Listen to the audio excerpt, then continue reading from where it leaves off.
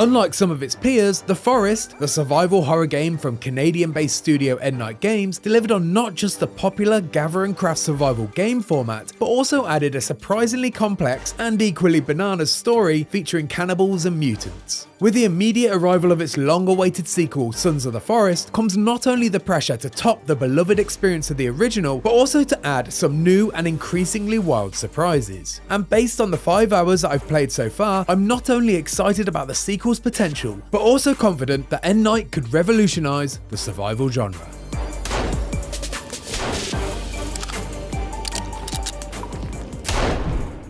The Forest begins with a simple premise. You've crash-landed on a mysterious peninsula and begin your quest to survive at all costs. There was also the optional objective of finding your kidnapped son, a task that would take you down a wild and disturbing narrative rabbit hole populated by flesh-hungry mutants. Sons of the Forest largely shares the same setup, substituting your son for a missing billionaire. It's a basic idea, but one that allows you to jump straight into the action, allowing players who have no intention of progressing the rescue mission to solely focus on building their very own lakeside resort with some friends right away. Just like its predecessor, you can play, build, and cause chaos with 7 of your friends in co-op, but you can still see everything Sons of the Forest has to offer in single player. The big difference this time though, is that even when you play solo, you're not alone.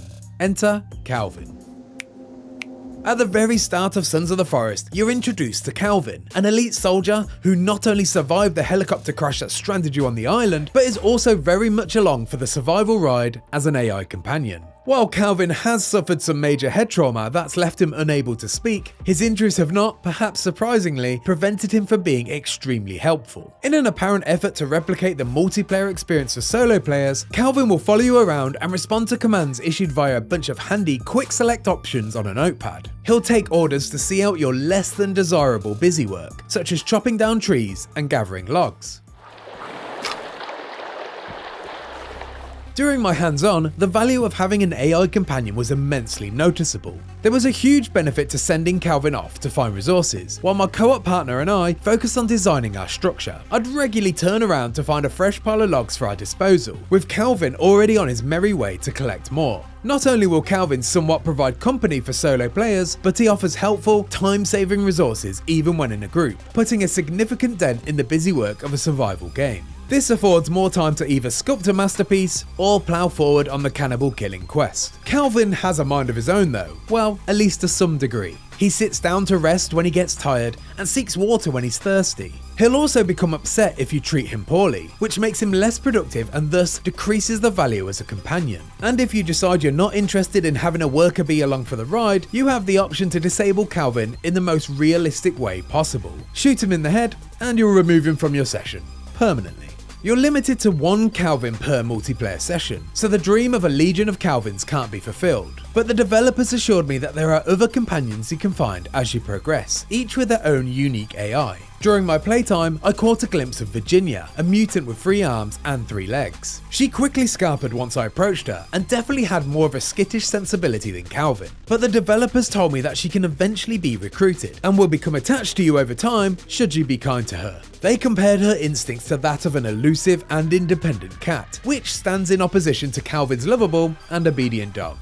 The AI improvements aren't limited to just companions though. On our expedition we came across several groups of enemies, ranging from a cluster of cannibals to a mob of monstrosities, each demonstrating their own impressive decision-making abilities. It felt like my enemies were thinking and making active decisions based on not only my actions, but also their situations and environment. Particularly in first-person horror games, enemies generally have 2 modes of behaviour, patrol and attack. But in Sons of the Forest, some foes would just be extremely wary and just interested in watching what I do, while others would charge in aggressively, only to back down when things didn't go their way. I saw enemies consoling their fallen friends, changing their clothes depending on the weather conditions, and even trying to destroy my newly erected home when my back was turned. It was clear to see that the enemy's brains were not only following coded rules, but also adapting their thoughts based on the external influences. The developers explained to me that certain enemies with leadership qualities can influence the decisions of others, and even promote ideas in their ranks such as religion, and that each individual has their own tastes, desires, and proclivities.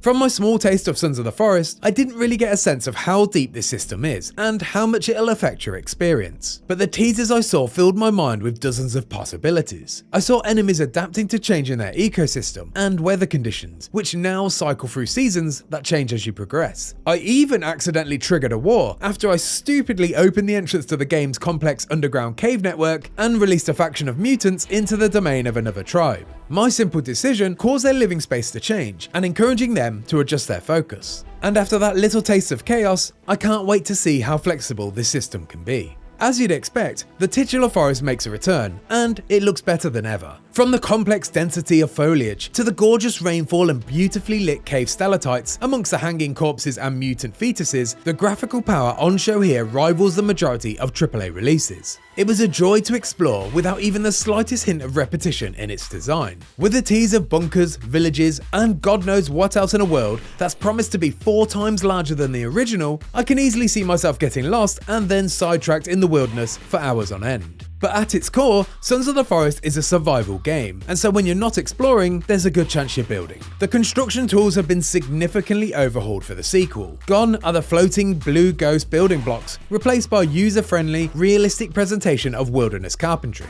Instructions are more literal, and actions are contextual. Instead of just loading resources into a ghost version of the final product, you're now free to, with magnetic and snapping assistance, manually place logs and sticks in the direction that you'd like, allowing for a complete customization of your structure instead of following a predetermined design. My partner, Calvin, and I immediately set to work on building a lakeside domicile of our own, and what began as a traditional design immediately blossomed when we realized the only limitation was our imagination. You're working on every placement by hand, and thus the structural points present not only a decision, but an opportunity for expression. I was informed that the option of the more traditional blueprint builds is still there for the purists, but I found the DIY construction far more appealing than the IKEA approach. Then, of course, there's the optional story to follow. From the teasers in the trailers, this is implied to be bigger and perhaps even crazier than the original, and hopefully continues directly on from the Forest's cliffhanger. But amongst the time spent constructing and fighting off hordes of cannibals, I didn't really get a sense of how the story was going to go beyond the initial premise. It did feel very familiar to the story of the forest though, which I guess makes sense in the term of dropping players right into the action. But I'd be lying if I said I didn't have concerns that it could potentially retread old ground. My hope is this simply serves as a jumping off point to go in some truly crazy directions, and it develops a narrative through line from the first game that still feels cohesive. But time will tell once I get my hands on the full game and manage to pull myself away from building a replica of the Ewok village and destroying the lives of the unsuspecting locals. Sons of the Forest appears to evolve and build on every aspect of its predecessor, with a focused goal of realism and developing a flexible ecosystem. And it feels like the building blocks are there to create something truly special. But its killer feature is the addition of impressively sophisticated and smarter AI enemies and companions that could not only provide a huge leap forward for the series, but the survival game genre as a whole.